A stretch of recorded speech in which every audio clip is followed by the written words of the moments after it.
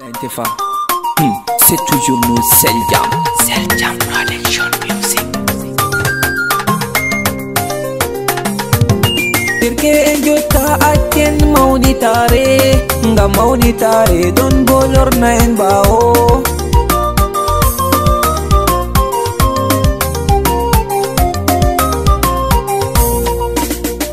Achu maunitare en potan. Ngam Allah tagiin en gotel talaru an aburan ko moyjo.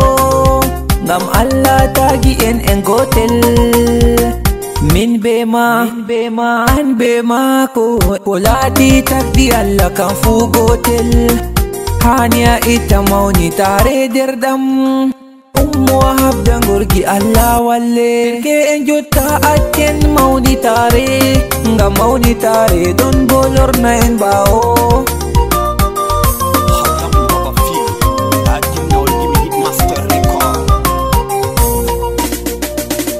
Afini anbo atawi abi la fudo tanu la fudo dada e baba ma fula fube awawenu dingongorgi mauni tare buri ma sembe anya ita mauni tare gorgi mauni tare don bo halka en ngal kedda fu an aburidum perke en jotta akken mauni tare nga mauni tare don bolor na en bao.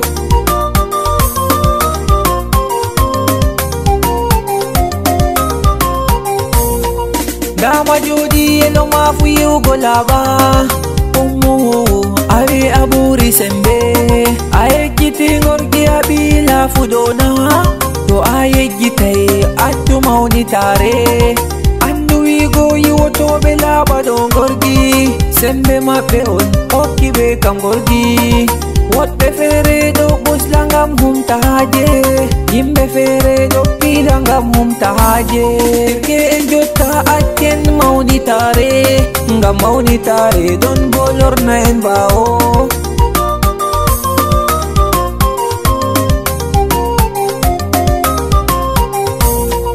Wotte fere pusnger batanga mahaje wotte fere dollayangam hum tahaje wotte fere dongi mangam hum tahaje wotte fere dollabanga mahaje wotte fere dom mahanga mahaje janginobe jangininga mahaje larube bo be don duranga mahaje amandama jodi kongal awatta perke enjota akken mauni tare nga mauni tare don bolor na en bao.